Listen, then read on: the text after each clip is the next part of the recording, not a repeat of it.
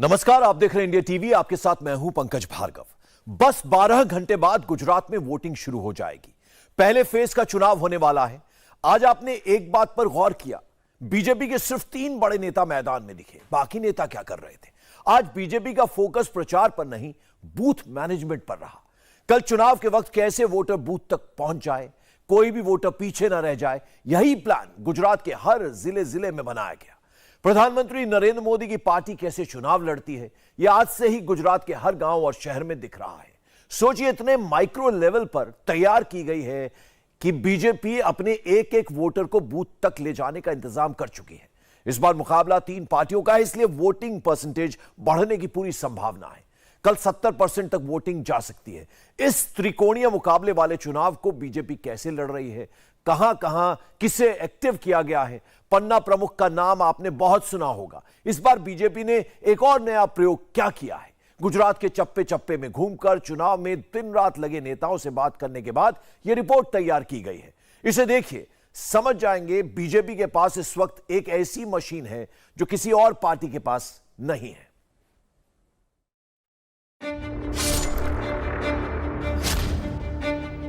गुजरात का राउंड 1 मोदी कैसे लड़ रहे हैं, पूरा कैलकुलेशन समझाते हैं। गांधीनगर के श्री कमलम यानी बीजेपी के प्रदेश हेडक्वार्टर में पूरा प्लान बना। प्रधानमंत्री, बीजेपी अध्यक्ष और प्रदेश अध्यक्ष की निगरानी में फॉर्मूला रेडी हुआ। संगठन ने मिलकर स्ट्रेटजी बनाई। मोदी के लेवल पर पूरे प्लान को जांचा परखा गया। मोदी ने समझाया फेज 1 के लिए वोटिंग वाले दिन क्या करना है, क्या नहीं करना है, कैसे कैसे पूरा प्लान इंप्लीमेंट करना है।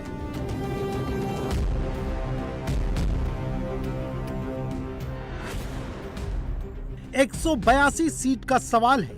गुजरात के 4 करोड़ 90 लाख से ज्यादा वोटर्स तैयार हैं। फेज 1 में 89 सीट, 2 करोड़ 39 लाख से ज्यादा वोटर्स। राउंड 1 में 788 कैंडिडेट, 25,430 पोलिंग बूथ्स। बीजेपी के लिए 89 सीटों वाला फेज 1 लिटमस टेस्ट से कम नहीं है। राउंड 1 निकल गया तो आगे की राह आसान हो जाएगी।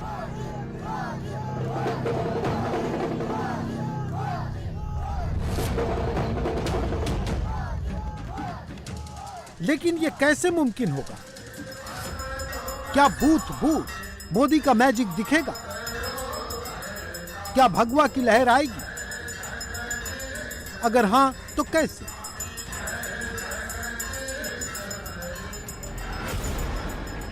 बीजेपी की इलेक्शन मशीनरी के वॉर रूम में कौन सा फॉर्मूला रेडी हुआ है? कहां कहां जाना है? वोटर्स को घर घर से खींचकर पोलिंग बूथ तक कैसे लाना है? कमल का बटन कैसे दबाना है? मोदी ने अपना कौन सा ब्रह्मास्त्र मैदान में उतारा है? पहले आपको एक्सक्लूसिव प्लान की फुल डिटेल देते हैं।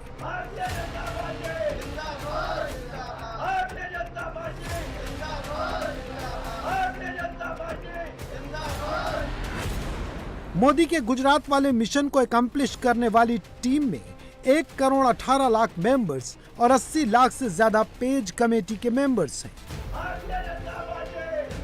कौन है ये पेज कमेटी के मेंबर्स?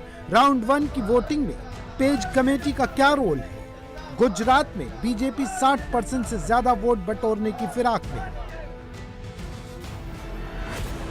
बीजेपी 2 करोड़ 40 लाख से ज्यादा वोट मिलने का दावा कर रही है।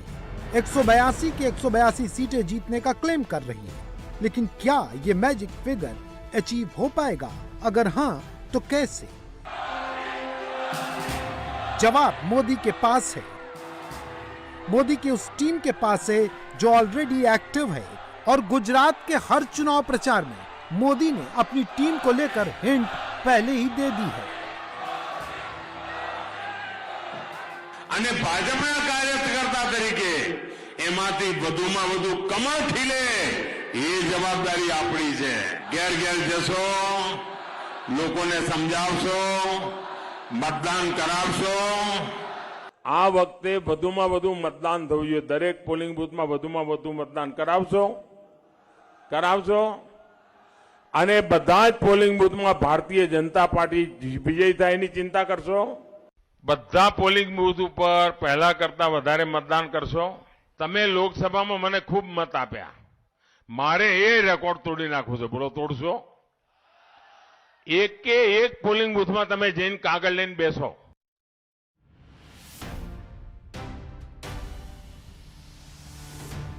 घर घर जाना है, एक एक वोटर को पोलिंग बूथ तक पहुंचाना है। मोदी के इस मिशन को कामयाब बनाने में सबसे इंपॉर्टेंट रोल बीजेपी की पेज कमेटी का है। ये कमेटी कैसे काम करती है, पहले इसे समझिए। सबसे पहले टॉप लीडरशिप यानी मोदी, जेपी नड्डा, अमित शाह, फिर स्टेट हेडक्वार्टर, फिर असेंबली हेडक्वार्टर। इसके अंदर शक्ति केंद्र, एक असेंबली में कई शक्ति केंद्र हो सकते हैं। हर शक्ति केंद्र के तहत आता है बूथ, जहां बूथ प्रमुख या बूथ इंचार्ज होते हैं। इसके आगे की कमान होती है पन्ना प्रमुख के हाथ में और सबसे फ्रंट पर होती है पेज कमेटी। गुजरात में बीजेपी की पेज कमेटी में 80 लाख से ज्यादा सदस्य हैं। एक घर में पेज कमेटी का एक ही सदस्य होता है। पेज कमेटी में शामिल सारे मेंबर्स खुद भी बीजेपी के कोर वोटर्स होते हैं और साथ ही साथ ये घर घर जाकर मोदी के दूसरे वोटर्स को इकट्ठा करते हैं, उनसे कांटेक्ट करते हैं और पोलिंग बूथ तक पहुंचाते हैं। यानी देश और गुजरात में हर एक वोटर को बूथ तक ले जाने वाले पेज कमेटी के मेंबर्स ही मोदी को सबसे ताकतवर बनाते हैं। चुनाव आयोग जो वोटर लिस्ट बनाता है, उसके हर पेज पर 30 वोटर होते हैं। बीजेपी हर पन्ने के लिए एक इंचार्ज बनाती है, जिसे पन्ना प्रमुख कहा जाता है। पन्ना प्रमुख पर 30 वोट की जिम्मेदारी होती है। पन्ना प्रमुख की मदद के लिए पेज कमेटी मेंबर्स बनाए गए हैं। एक पेज के लिए 5 या 6 पेज कमेटी मेंबर्स हो सकते हैं। पेज कमेटी मेंबर भी एक घर से केवल एक ही हो सकता है और उस पर अधिकतम 5 घरों की जिम्मेदारी होती है। पन्ना प्रमुख और पेज कमेटी मेंबर्स की टीम बीजेपी की ग्राउंड टीम है, जो एक एक वोटर को आइडेंटिफाई करके बूथ तक लाती है और पार्टी के लिए वोट दिलाती है। बीजेपी का यही माइक्रो मैनेजमेंट हर चुनाव के लिए कारगर साबित होता है। ભારતીય જનતા પાર્ટી એ જનતા જનાર્દન પર ભરોસો કરે છે અને એટલે જ જનતા જનાર્દન ભાજપ ઉપર ભરોસો કરે છે। सवाल यह है कि गुजरात में पहले फेज की वोटिंग में बीजेपी का बूथ और पन्ना मैनेजमेंट वाला फॉर्मूला कितना हिट होगा। गुजरात में भाजपा के पास मौजूद 80 से 82 लाख लोगों की सेना मोदी के लिए जीत की स्क्रिप्ट कैसे लिखेगी, इसे कुछ नंबर से समझते हैं। गुजरात में फर्स्ट फेज की वोटिंग में 2 करोड़ 39 लाख से ज्यादा वोटर्स हैं। बीजेपी के पन्ना प्रमुखों की कुल संख्या 8 लाख है। पन्ना प्रमुख के मुकाबले 5 गुना ज्यादा यानी 40 लाख पेज कमेटी मेंबर्स हैं। हर पेज कमेटी मेंबर्स पर खुद के अलावा 2 से 3 वोट लाने की जिम्मेदारी है। ये वोटर उसके फैमिली मेंबर भी हो सकते हैं। अगर पेज कमेटी मेंबर अपने साथ 2 वोटर भी लाता है तो 40 lakh page committee members BJP को फर्स्ट फेज में ही 1 करोड़ 20 लाख वोट दिला देंगे। यह टोटल वोटर्स का करीब 46% है। यानी अगर फर्स्ट फेज में 70% की वोटिंग होती है तो पेज कमेटी मेंबर्स ही बीजेपी को करीब 70% वोट दिला देंगे। आपरो मत परिवार ने मित्रों साथे कमलना निशान पर पड़ी जाए एवं आज यही संकल्प करीने जवान। कुबेर भाई आगे आओ जरा, मैंने कहो संतरामपुर वाला हो, कुबेर भाई ने प्रचंड बहुमत थी जीताड़शो, जोर थी बोलो जीताड़शो, कमलना निशान पर बटन दबावशो, भूपेन्द्र भाई ने मुख्यमंत्री बनावशो, कुबेर भाई ने परिवार धारासभ्य बनावशो, नरेंद्र भाई ना हाथ मजबूत करशो। बूथ मैनेजमेंट मोदी की पार्टी चुनाव में सबसे ज्यादा इसी पर ध्यान देती है। 22 में यूपी का चुनाव हो, 14, 17 या 19 का चुनाव हो, हर बार इसी बूथ मैनेजमेंट में मोदी के लिए रास्ता क्लियर किया है। 2017 के चुनाव में बीजेपी को गुजरात में 49% वोट मिले थे।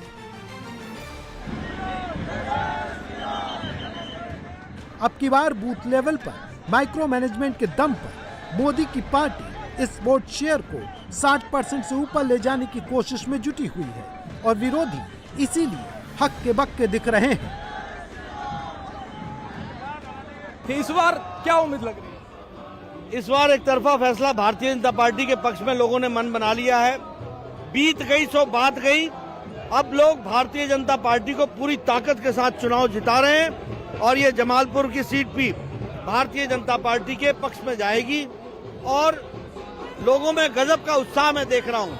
आप देखिए इतनी धूप में किस हर्षोल्लास के साथ लोग और जो हमको लोग समर्थन दे रहे हैं। मैं चाहूंगा आपका कैमरा जरा इधर घुमा के दिखाए किस तरीके का समर्थन मिल रहा है। तो ये बताता है कि आम जन भारतीय जनता पार्टी के पक्ष में। देखिए ओवैसी भी चुनाव मैदान में है और लगातार जनसभाएं कर रहे हैं, खास करके जमालपुर में भी जनसभाएं कर रहे हैं, गोधरा भी जा रहे हैं। गोधरा पर भी उनका बड़ा ध्यान है और वो कह रहे हैं कि गृह मंत्री जी ने कहा था कि हमने 2002 के दंगाइयों को सबक सिखाया। वो कह रहे हैं कि कोई सबक नहीं सिखाया, बिल्किस बानो के रेपिस्ट को छोड़ दिया। तमाम तरह के आरोप जो हैं वो लगा रहे हैं। हर पॉलिटिकल पार्टी की बात को सीरियसली लेने की जरूरत नहीं है, वो कोशिश करते हैं, लेकिन उनकी स्थिति प्रजातंत्र है, किसी को रोक तो सकते नहीं है, लेकिन उनका कोई अर्थ नहीं बनता। बूथ मैनेजमेंट के ही दम पर अमित शाह क्लेम कर रहे हैं कि आम आदमी पार्टी का खाता तक नहीं खुलेगा, कांग्रेस भी मोदी की लहर में उड़ जाएगी। नड्डा बोल रहे हैं कि इस बार बीजेपी पुराने सारे रिकॉर्ड तोड़ देगी। दावा तो ये तक है कि जिस जिस बूथ पर मुसलमान वोटर्स ज्यादा हैं, जिस जिस पेज कमेटी के पास मुस्लिम वोटर्स को मोदी के पाले में करने का टास्क है, उस बूथ पर भी बीजेपी के कैंडिडेट 75,000 से ज्यादा वोटों से जीतेंगे। ओवैसी साहब को वोट मिलेगा? किसी को भी नहीं मिलेगा, भाजपा के लोग हैं सब, भाजपा के लोग हैं। कांग्रेस भी यहाँ से खड़ी है, MIM भी खड़ी है, तो ऐसा बीजेपी कह रही है कि दोनों का वोट बढ़ जाएगा और बीजेपी आराम से जीत जाएगी। ऐसा है क्या? मुसलमानों का वोट बटेगा यहाँ? बढ़ जाएगा, बढ़ जाएगा, बीजेपी आ जाएगी। वोट बढ़ जाएगा क्या यहाँ मुसलमान का? बढ़ जाएगा। बीजेपी पिछले बार तो सिर्फ 258 वोटों से जीते थे, इस बार ज्यादा वोट से जीते। मिल जाएगा, मिल जाएगा। क्या माहौल है इस बार? इस बार 50-50 कांग्रेस और बीजेपी में रहेगी। आम आदमी पार्टी अभी टक्कर में नहीं होगी और MIM शायद कुछ वोट ले सके। वो बीजेपी तो यही आस लगा के बैठी है कि AIM जो है वो मुस्लिम वोट को विभाजित करेगी और वो ज्यादा वोट से जीत जाएगा। ऐसा है क्या? जमीन पे ऐसी स्थिति है? उनकी मेहनत तो यही है कि वो वोटों को बांट सके। कांग्रेस हिस्सेदारी देती है कि नहीं देती है, हकदारी देती है कि नहीं देती है, या सिर्फ मुसलमानों के पास वो झंडियां लगवाती रहेगी, या मुसलमानों को सिर्फ वोटिंग बढ़ाओ, पोलिंग बढ़ाओ यही करवाती रहेगी। और मोदी ने इस मिशन को पूरा करने का टास्क अपनी पेज कमेटी के मेंबर्स को ही सौंप रखा है।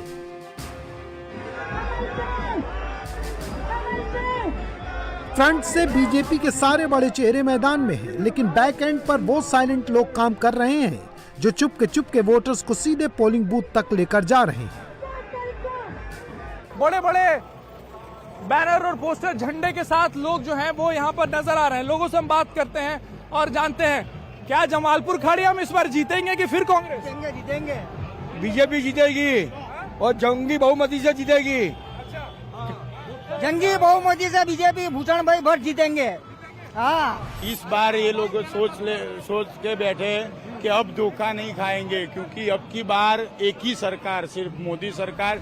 भीड़ बहुत है लेकिन ये वोट में भी तब्दील होगी क्या? 100% वोट में तब्दील होगी। ये एरिया पूरा भाजपा को वोट करेगा इस बार। पिछले बार तो हुआ नहीं था, इस बार होगा। इस बार मोदी जी का जो लहर चला है और इस बार विकास का जो लहर चला है, इस बार 100% जीतेंगे हम। नड्डा जी आए, इसका फर्क पड़ने वाला है? 100% पड़ेगा। आप भीड़ तो देखिए कितना माहौल जम गया, पूरा बच्चा बोल रहा है भाजपा को लाएंगे इस बार। भाजपा के कार्यकर्ता ही हैं कि आम जनता भी है? नहीं, आम जनता। आप देखिए, किसी को भी जाके पूछिए, जुड़ी हुई है, आम जनता जुड़ी हुई है और सबका एक ही मन है कि भारतीय जनता पार्टी को वोट पड़ेगा। बीजेपी से अब वोट नहीं आएगा। पिछले बार तो कांग्रेस आ गई थी। पिछली बार की बात है, इस बार बीजेपी आएगी। हम 5 साल में चेंज करते हैं।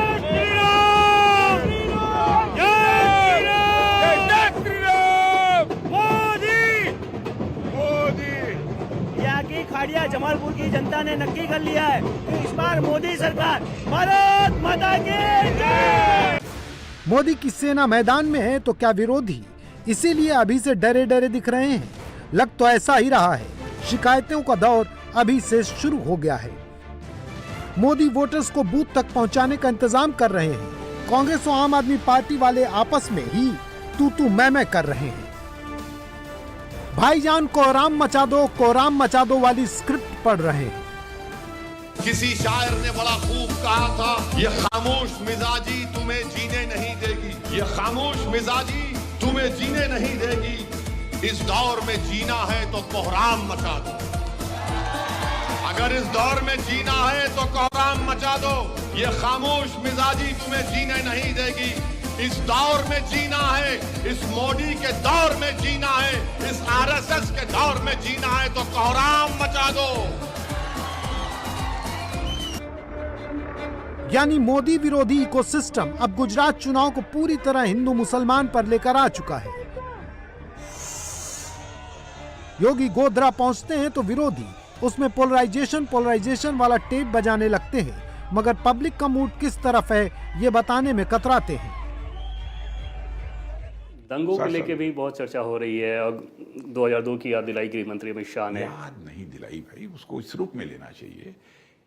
उस समय दंगे हुए थे, गोधरा कांड हुआ था, लेकिन जिस तरीके से मोदी जी के नेतृत्व में यहां सरकार चली है, उसके बाद एक भी दंगे यहां नहीं होने पाए। क्या जनता को इसका स्मरण कराना कोई अपराध है कि हमने ऐसी सरकार चलाई है कि एक भी दंगे नहीं होने पाए? सभी संतुष्ट हैं, सभी खुश हैं। ऐसी नौबत हमने नहीं आने दी थी। हमारी ये तो अचीवमेंट है, हमारी उपलब्धि है। इसकी चर्चा करना कोई अपराध तो है नहीं।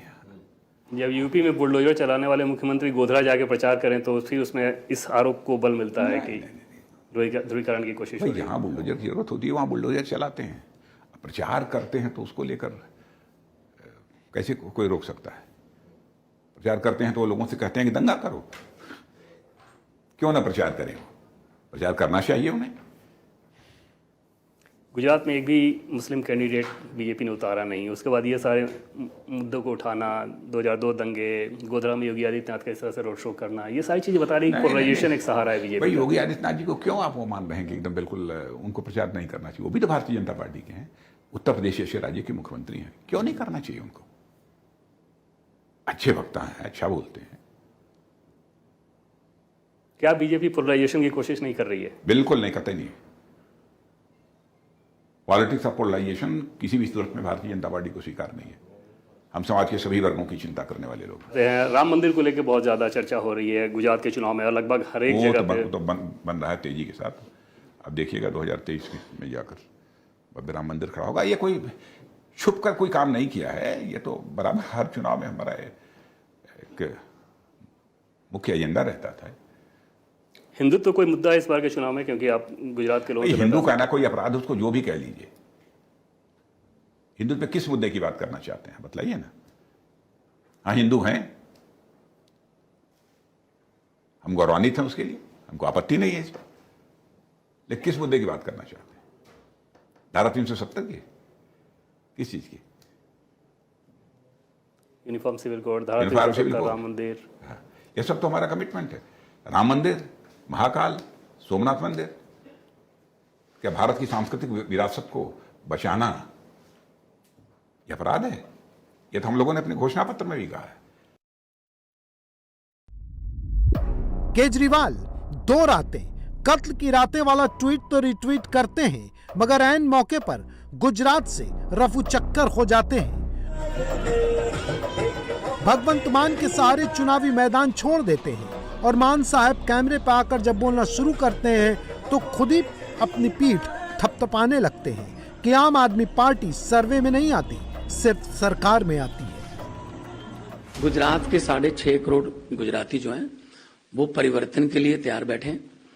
जितना माहौल मैंने देखा है रोड शो में जाके, बिल्कुल ऐसा माहौल का मैं चश्मदीद गवाह हूं।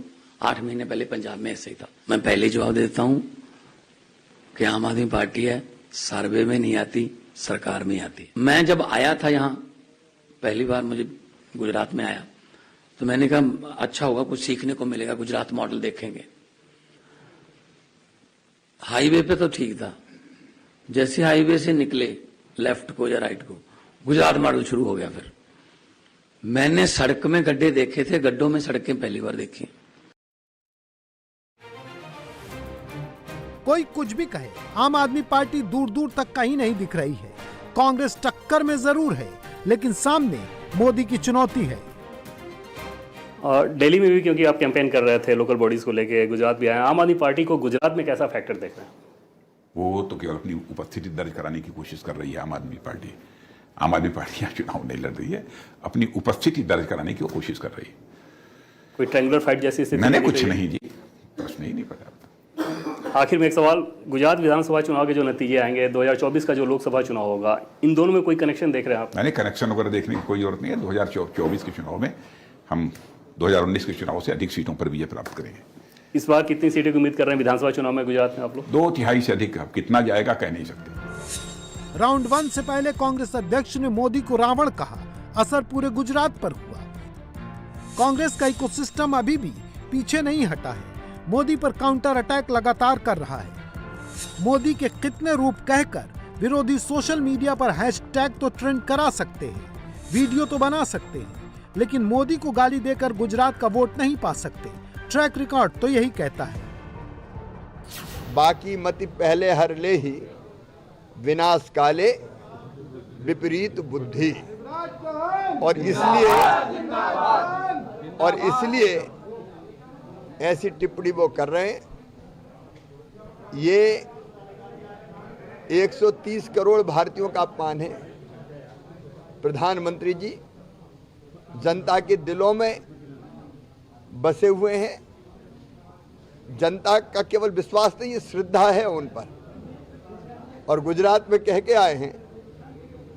अब कांग्रेस का सुपड़ा साफ होना तय है, जनता जवाब देगी। अध्यक्ष मल्लिकार्जुन खड़गे प्रधानमंत्री को रावण शब्द की उपमा देते हैं। बहुत ही दुर्भाग्यपूर्ण है, बहुत ही अनफॉर्चुनेट है। उनके पास शब्दों का काल है, मुझे लगता है, अथवा नीयत में कहीं ना कहीं खोट है। आप और स्वस्थ लोकतांत्रिक व्यवस्था में इस बात का ध्यान रखना चाहिए कि किसी भी राजनेता को किसी भी दूसरे राजनेता के संबंध में गाली गलौज के शब्दों का प्रयोग नहीं करना चाहिए। आलोचना के लिए बहुत सारे शब्द हैं, और मैं समझता हूं इन लोगों के पास शब्दों का काल है। और प्रधानमंत्री व्यक्ति ही नहीं, प्रधानमंत्री संस्था होता है, और जो संस्था है उसके प्रतिष्ठा की, उसका सम्मान करना, ये सबकी नैतिक जिम्मेदारी बनती है, करना चाहिए। आलोचना के और तरीके होते हैं, उनकी नीतियों की आलोचना करिए, उनके कार्यक्रमों की आलोचना करिए। क्या आप शब्दों का प्रयोग करेंगे, गाली देंगे? भारत देश कभी माफ नहीं करेगा ऐसे लोगों को। आज मैं एक रिपोर्ट देख रहा था, उसमें प्रधानमंत्री को तकरीबन 2006 से लेकर अब तक 82 गालियां दी है, आपत्तिजनक शब्दों का इस्तेमाल, इसीलिए लगातार प्रधानमंत्री बढ़ते भी जा रहे हैं। देश की जनता उन्हें माफ नहीं करेगी जो लोग ऐसे अपशब्दों का प्रयोग कर। लेकिन कांग्रेस पार्टी ने भी एक वीडियो जारी किया है, उसमें नरेंद्र मोदी के पुराने बयानों को लेकर उन्होंने दिखाया कि किस प्रकार से ये लोग भी हमला करते हैं कांग्रेस पार्टी के नेताओं पर। नहीं, इस तरीके से नहीं कहा होगा कि कुछ कह दिया हो उनके लिए, मैं नहीं मानता इसे। मोदी अब शब्दों का प्रयोग नहीं करते। मोदी को गाली देने वालों को गुजरात माफ नहीं करेगा। राउंड 1 में भी ये ट्रेंड दिखेगा, राउंड 2 में भी ये ट्रेंड दिखेगा। 4 चुनाव इसके गवाह रहे हैं, और रही सही कसर मोदी के वो 80 लाख सैनिक पूरी करेंगे जिन्हें प्रधानमंत्री ने गुजरात के हर वोटर तक अपना मैसेज पहुंचाने को कहा है। इंडिया टीवी हर वक्त हर जगह डाउनलोड करने के लिए सर्च करें India TV news Google play store या ऐप स्टोर पर।